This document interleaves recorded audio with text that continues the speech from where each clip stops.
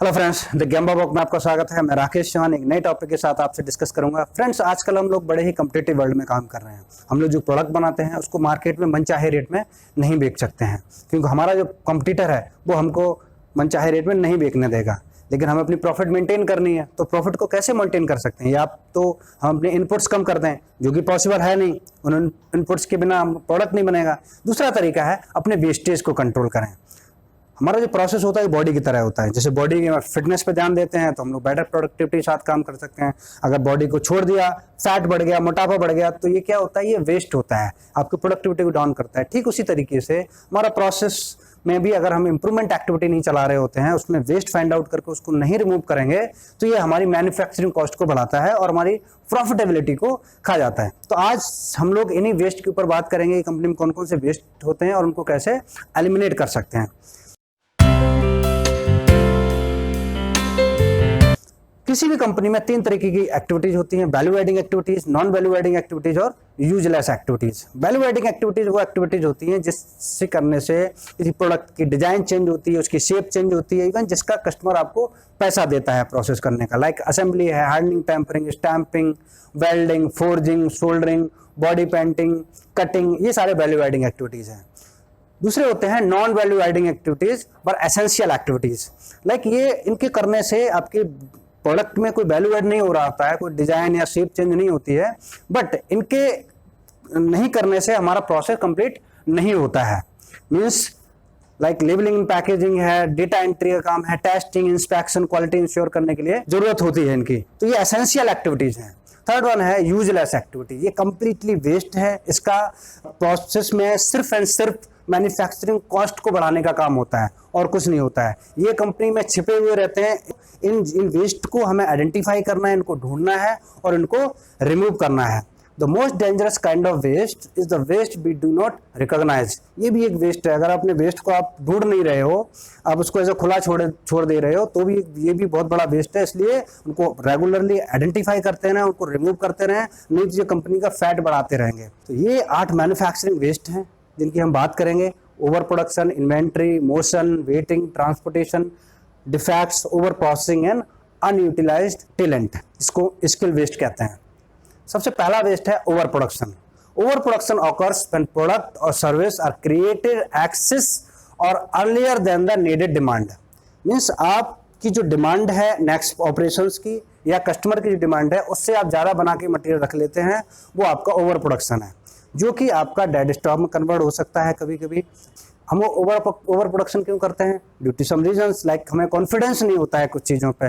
Like no confidence in the process, no confidence on setup quality, no confidence on equipment. हमारी जो machines हैं unplanned breakdowns आ जाते हैं। नो कॉन्फिडेंस ऑन पीपल, ज़्यादा turnover ज़्यादा हो जाता है, विदाउट इन्फॉर्मेशन छुट्टी मार जाते हैं।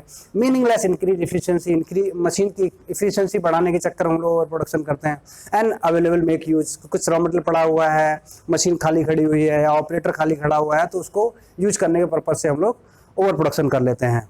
इससे देखिए ओवर प्रोडक्शन के बहुत डिसएडवांटेजेस हैं। आप एक्सेस प्रोडक्शन कर लेंगे, उससे आपकी एनर्जी कॉस्ट लगेगी, जो कि आपकी कब यूटिलाइज होगी कुछ पता नहीं है। डॉक्यूमेंटेशन एक्सेस करनी पड़ती है, मैन पावर कॉस्ट आपकी लगेगी। स्पेस फॉर स्टोरेज, जब आप एक्सेस प्रोडक्शन कर लेंगे तो कहीं ना कहीं रखने की जगह चाहिए उसके लिए। Record keeping, tooling cost, overheads, inventory cost, ये सारे एक्सेस खर्चे हो जाते हैं, जिसका कि कस्टमर अभी पैसा आपको नहीं देने वाला है। वो तो जब डिमांड करेगा तब आपको डिलीवर करेंगे, तब आपको पैसा मिलने वाला है। उससे पहले ये आपका गोडाउन में पड़ा रहेगा मटेरियल। तो ओवर प्रोडक्शन को अवॉइड करने के कुछ तरीके हैं। Like do not produce more than the next process demand. जब तक आपका नेक्स्ट प्रोसेस आपके डिमांड ना करे, जब तक कस्टमर आपको डिमांड ना करे, तब तक आप प्रोडक्शन ना करें। Build confidence in the process, setup quality. बहुत सारी टेक्निक्स हैं, टूल्स हैं, जिनके मैं नेक्स्ट वीडियोस बनाऊंगा, वो आप देखते रहिए, तो आपको बहुत सारा इनपुट्स वहाँ से मिल सकता है। Like SPC, SQC, quality circles, ये एक्टिविटीज़ हैं। Improve machine condition bye TPM activities, improve attendance. इसकी मल्टी स्किलिंग बहुत इंपॉर्टेंट पार्ट है कि एक एक्टिविटी सिर्फ एक ही पर्सन ना करे। आपके डिपार्टमेंट बहुत सारे ऐसे बंदे होने चाहिए जो मल्टी स्किल्ड होते हैं, वो 3-4 एक्टिविटी कर सकें। तो कोई बंदा अगर छुट्टी मारता है तो उसकी जगह पे दूसरा बंदा वो एक्टिविटीज़ को कर सकता है। इससे आप अवॉइड कर सकते हैं उसकी एब्सेंस को। Decide WIP norms and FG norms, cheese decide होनी चाहिए, कितना WIP रहेगा, कितना आपका FG रहेगा, वो डिसाइड होना चाहिए, तो आप कंट्रोल कर सकते हैं। कुछ इनडायरेक्ट वे भी होते हैं ओवर प्रोडक्शन को कंट्रोल करने के, लाइक फिनिश गुड एरिया आप कम रखिए, सो दैट कि जब आपका एरिया नहीं होगा तो आप एक्सेस प्रोडक्शन करके रखेंगे कहाँ पे। Reduce space between two operations, दो ऑपरेशंस के बीच में स्पेस कम कर दीजिए, तो आपका WIP जनरेट नहीं होगा। अगर पीछे वाला प्रोडक्शन प्रोसेस आपका फास्ट है, आगे वाला स्लो है, तो वो बनाता रहता है पीछे वाला, लेकिन अब उसके पास रखने के लिए जगह नहीं है तो वो भी स्लो हो जाएगा। इम्प्लीमेंट 100% 2S, विजुअलाइजेशन होना चाहिए, विजुअलाइजेशन से बहुत सारी चीज़ें कंट्रोल हो जाती हैं। सेकंड वेस्ट है इन्वेंट्री। देखिए, inventory waste can be defined as any unnecessary storage of material, product और इंफॉर्मेशन। जैसे फिनिश गुड स्टॉक है, WIP है, रॉ मटेरियल है, ये आप जरूरत से ज़्यादा जब आप स्टॉक रखते हैं, ये आपका वेस्ट है, बिकॉज वो कब यूज होगा कुछ पता नहीं है। उसके लिए बहुत सारी चीज़ें चाहिए होती है जो कि आपकी इंगेज हो जाती हैं, जिससे आपका पैसा ब्लॉक हो जाता है, आपका टर्नओवर ज़्यादा बढ़ नहीं पाता है। लाइक आपका नीड्स स्पेस, जब आपके पास एक्स्ट्रा इन्वेंट्री हो जाएगी जो कि अभी ज़रूरत नहीं है, उसके लिए आपको स्पेस चाहिए होता है। कैन डिले अर्जेंट ऑर्डर्स, जब आपका एक्स्ट्रा इन्वेंट्री होगी ना, तो कभी कभी क्या होता है कि जो हमको नहीं चाहिए वो भी रखा हुआ है, उसमें पैसा ब्लॉक हुआ पड़ा है, स्पेस ब्लॉक हुआ पड़ा है, तो हम लोगों का जो अर्जेंट ऑर्डर्स होते हैं वो कभी भी डिले हो जाते हैं, क्योंकि उनके लिए रॉ मटेरियल चाहिए, अदर चीज़ें चाहिए, तो वो एकदम से अरेंज नहीं हो पाती हैं। स्टैग्नेटेड मटेरियल फ्लो, कभी कभी क्या होता है, WIP है या रॉ मटेरियल है या फिनिश गुड बना पड़ा है, तो वो डेड स्टॉक में कन्वर्ट हो जाता है, स्लो मूविंग में कन्वर्ट हो जाता है। लीफो इंस्टेड ऑफ फीफो, जब आपके पास एक्स्ट्रा इन्वेंट्री होती है ना, तो लीफो सिस्टम चलने लगता है। लास्ट इन फर्स्ट आउट, बाहर से बाहर मूव होने लगता है, जबकि सिस्टम क्या होना चाहिए, FIFO, first in first out, जो पहले आया है वो पहले जाना चाहिए।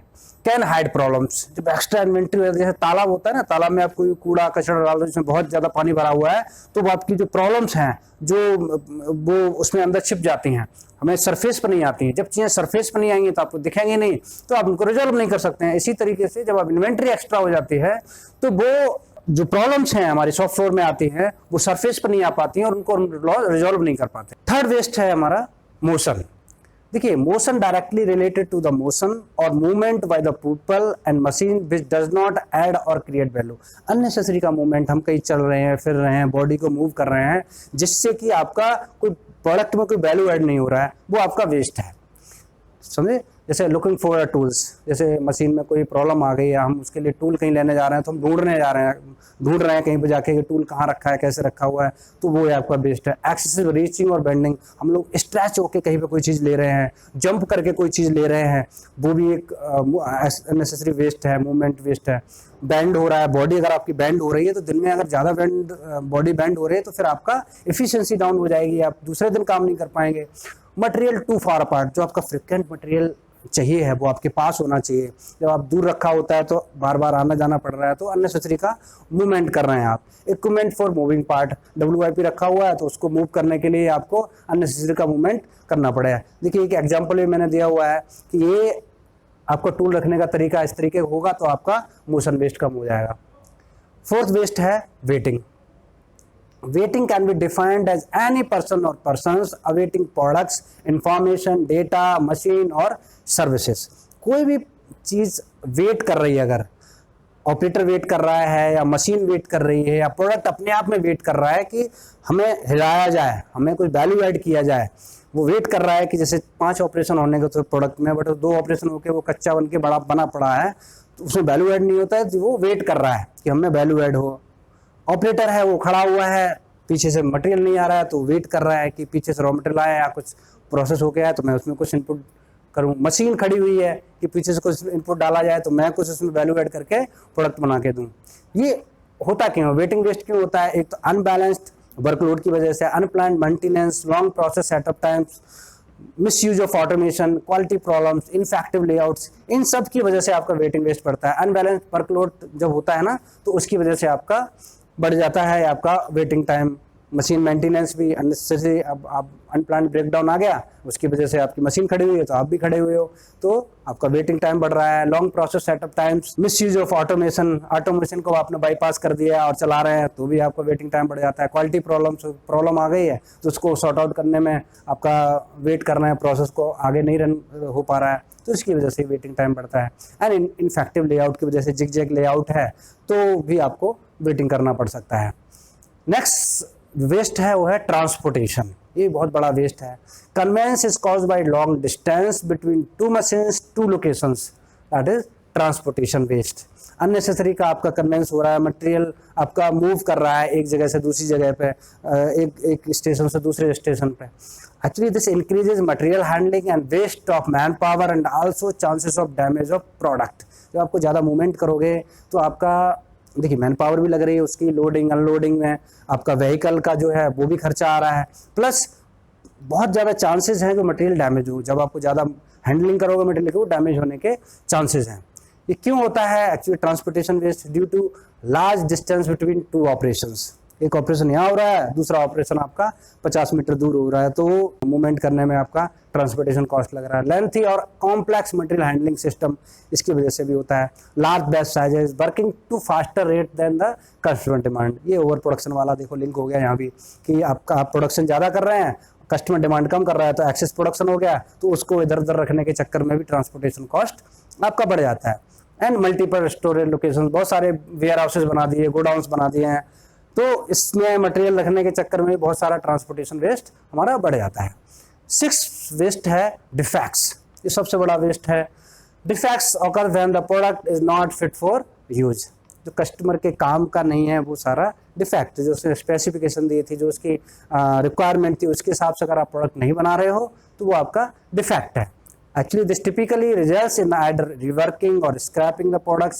Both result at additional cost to the operations without delivering any value to the customer. ये मैन्युफैक्चरिंग कॉस्ट को बढ़ाते हैं, कस्टमर को मटेरियल डिलीवर नहीं हो पाता है, सिर्फ मैन्युफैक्चरिंग कॉस्ट को बढ़ाते हैं। कभी कभी आपको रिवर्क करना पड़ता है, उसका पैसा तो कस्टमर नहीं देता है, और मोस्ट ऑफ द टाइम कि जब आप बहुत ज़्यादा आउट ऑफ स्पेक चली जाती है आपका प्रोडक्ट, तो स्क्रैप भी करना पड़ जाता है, जो कि लॉस टू द कंपनी है। इसके बहुत सारे रीजंस हैं क्यों हमारा डिफेक्ट जनरेट होता है, due to incorrect product design, one of the reason. Next, machine operating out of specs, machine का जो आपका सीपी की लेवल है वो बहुत कम है, उतना कंट्रोल्ड वे में नहीं चल पा रही है। डिफेक्टिव इनपुट मटेरियल, जब आपका रॉ मटेरियल ही आपका डिफेक्टिव डलेगा तो आप एंश्योर नहीं कर सकते आपकी क्वालिटी प्रोडक्ट आप बना पाएंगे। गलत रॉ मटेरियल से आप अच्छा प्रोडक्ट कैसे बना पाएंगे? नेक्स्ट, पोरली ट्रेंड एम्प्लॉय, सब चीज़ें सही हैं, आपका रॉ मटेरियल भी अच्छा है, मेथड भी अच्छा है, सब चीज़ ठीक है, बट आपका जो ऑपरेटर है वो ट्रेंड नहीं है, तो भी चांसेस हैं कि आपका डिफेक्टिव प्रोडक्ट बने। इनएप्रोप्रिएट वर्किंग एनवायरनमेंट, आपका जो एनवायरनमेंट है वो इतना अच्छा नहीं है, जिसकी वजह से भी आपका डिफेक्टिव प्रोडक्ट बन सकता है। तो इन पे सभी पे हमें काम करना है। नेक्स्ट डिफेक्ट है over processing. Over processing means, तो over processing refers to doing more work, adding more components or having more steps in the product or services than what is required by the customer. Unnecessary का process, जिसको एक customer demand नहीं कर रहा है, हम लोग बार बार ऑपरेशन कर रहे हैं उसका, वो आपका वेस्ट है। Like reworking, repacking, repainting, painting of unseen area, इनका कोई मतलब नहीं है। रिवर्किंग करने का पैसा आपको कस्टमर देता है क्या? नहीं देता है। रीपैक करने का आपको पैसा देता है कस्टमर? नहीं देता है। लेकिन हमारी गलती होती है, जिसकी वजह से हमें रीपैकिंग करनी पड़ती है, रीपेंटिंग करनी पड़ रही है, पेंटिंग ऑफ अनसीन एरिया, जहाँ पे दिखना ही नहीं है वहाँ पे पेंटिंग कर रहे हैं। तो ये सारे जो है वो ओवर प्रोसेसिंग का पार्ट है। नेक्स्ट वेस्ट है मुडा ऑफ स्किल, जिसको अनयूटिलाइज्ड टैलेंट भी बोलते हैं।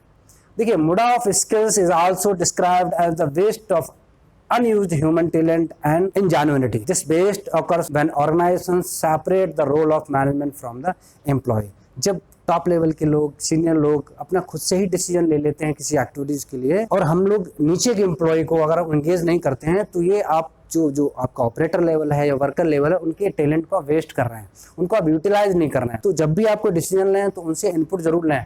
आप 100 अगर आपके पास इनपुट आएंगे, 100 सजेशंस आएंगे, तो हो सकता है इसमें 2-3 आपके ऐसे हों जो आपके काम के हो जाएं, आपको बहुत ज़्यादा बेनिफिट दे सकते हैं। तो इसलिए जैसे सजेशन स्कीम है, क्वालिटी सर्कल है, SDI एक्टिविटी, इनको थ्रू आप उनको इंगेज करके उनका टैलेंट, उनकी स्किल्स को आप यूटिलाइज कर सकते हैं। तो फ्रेंड्स, ये 8 मैन्युफैक्चरिंग वेस्ट थे। इसके अलावा 2 अदर जापानीज टर्म हैं, मुरी एंड मोरा। ये वेस्ट को कंट्रीब्यूट करते हैं, इनकी वजह से वेस्ट जनरेट होते हैं। मुरी क्या होता है? मुरी इज ओवरबर्डन। आप एक्सेस, जब आप एक्टिविटी करते हैं जो डिजाइंड है, लाइक एक्सेस यूजेज और exceeding pre designed capacities result in strain और overburden. Actually, this results in lowering life of machine, fatigue of operators, ultimately affecting quality of products and ownership of people. जब आप जैसे employ होता है, इंसान होते हैं, वो 8 घंटे 10 घंटे से ज़्यादा काम नहीं कर सकते हैं, आप 12 घंटे 14 घंटे काम करा रहे हैं, तो ये आपका वेस्ट को जनरेट कर सकते हैं, डिफेक्टिव प्रोडक्ट बनाएंगे, अननेसेसरी का वेस्ट जनरेट करेंगे। जैसे मशीन है, मशीन की भी कैपेसिटी है, आप 24 आवर्स मशीन को चलाओगे तो ओवर हीटिंग होकर आपकी डिफेक्टिव प्रोडक्ट जनरेट कर सकती है। सेकंड है मुरा। मुरा मीन्स इनकंसिस्टेंसी, बैलेंसिंग नहीं हो रहा है कोई चीज़, दो चीज़ों को बैलेंस नहीं कर रहे हैं, कहीं बहुत ज़्यादा डिफेक्ट आ रहे हैं, कहीं बिल्कुल डिफेक्ट नहीं आ रहे हैं, वेरिएशन बहुत ज़्यादा है, उसकी स्पेसिफिकेशन वेरिएशन बहुत ज़्यादा आ रहा है। लाइक आप जैसे आपके पास 10 किलो वेट ले जा रहे हैं, तो एक हाथ में तो आप 8 किलो वेट लटकाए हुए हैं, एक हाथ में 2 किलो वेट लटकाए हुए, तो इम्बैलेंसिंग है। 5-5 किलो रखिए तो बैलेंस रहेगा। इससे क्या होता है, ये भी वेस्ट को जनरेट कर सकते हैं। Actually, the two things activities are having large variation result in losses. This can be reduced by balancing or reduce variation. Friends, I think आपको काफ़ी कुछ समझ में आया होगा, और इसके अलावा भी आपकी कोई क्यूरी है, क्वेश्चन था, कमेंट बॉक्स में लिख सकते हैं, हम उसका जवाब देंगे। और नेक्स्ट वीडियोस को देखने के लिए हमारे वीडियोस को लाइक करें, सब्सक्राइब करें, और हाँ, अपने फ्रेंड्स को शेयर करना बिल्कुल ना भूलें। Thank you very much.